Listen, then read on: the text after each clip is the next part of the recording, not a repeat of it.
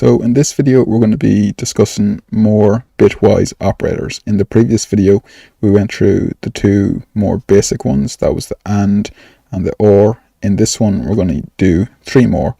We're going to do the XOR. We're also going to use the left shift operator and the right shift operator. So to start this off with, similar to the last video, we're going to need two numbers. So start off by creating our variables. We'll call them n1. We'll set the first one equal to 10, and we'll use our second variable as n2, and we'll set that equal to the number 5. And if you remember from the last video, 10 in decimal is equivalent to 1010 in binary. So we'll just write this down so we don't forget it. So 10 in binary is 1010, and then 5 in binary is equal to 101. But since the other number that we're using has got 4 bits, we're going to put a 0 in front of the first bit of 5. So we're going to say 5 in binary is 101, and we're going to put a 0 at the start. So we're going to comment this out, because if we don't comment this out, the program will not actually run. So I'm going to write down our statement here that uses the XOR. So I'm going to say print, and then we're going to use our two variables n1 and n2. We're going to use this symbol here. It's like a little cap, and if we run this, we get our answer as 15. So you might be thinking this is very similar to the OR that we used in our previous video. And it is, because if we go and write down our two binary numbers, so if we take 10 and we take 5 and we put these together, an XOR is very similar to just a normal OR gate. But the special thing about an XOR is that only one of the values can be 1. So for example, if we had a 1 here and we had a 1 down here, we would not set this equal to 1, while with a normal OR we would. But I'm going to put this back to 0 because that's the correct value. And if we go through this, it's exactly the same as the OR gate, but you'll see when we change the value from 5 to 6 in our next example, it'll be a little bit different than our normal OR gate that we used in our previous video. So just keep in mind, when we're doing this with an OR gate, only one of the values have to be 1, and only one of the values can be 1 for us to bring 1 down. So for this example, this is 1, and this is also 1, and this is also 1, and the fourth column is also 1. So all the 4 columns are equal to 1. So I'll just straighten this up, and you can see before, when we ran this, we got the number 15. So it's exactly the same as the OR gate that we used. But if we change this from 5 to 6, we have to change this binary number here from that to this number.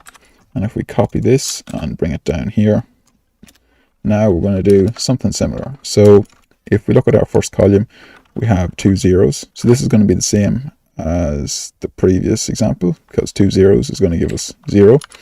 And then if we look at these 2 1s in our last example with our OR video, this gave us 1, because only one of them had to be 1. But when we use an XOR, like what we're using at the moment with that funny little cap, it becomes a 0. And for the next row, there's only one single 1, so it'll be a 1. And then for the last column, there's 1 1, so it'll become a 1. And if we run this, we get the number 12. And this number here in binary is actually equal to 12. So that's the difference between a normal OR bitwise operator and an XOR. So the next thing that I'm going to move on to is the right shift bitwise operator. So the right shift bitwise operator looks like this. Rather than having a little funny symbol like this, we have 2 greater than symbols. And rather than having 2 variables, we only actually need 1, because it's only done on one of them. So we're going to use n1 So we can delete this here. So if we go and run this, so we have our variable, which is n1, and we know that we want to shift it to the right, and then we want to specify how many places we want to shift this to the right. So just to start off with, we're going to shift it by 1. And if we go and run this, we get the answer 5.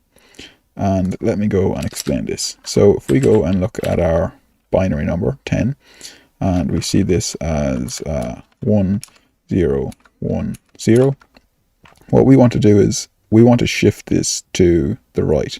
So you can think of it as just taking away the last digit. So we've got 101, we're shifting it to the right. So this one here gets cut off and it looks like this. So you've seen this before. This is actually equal to the number 5. So that's why we get 5 displayed out here.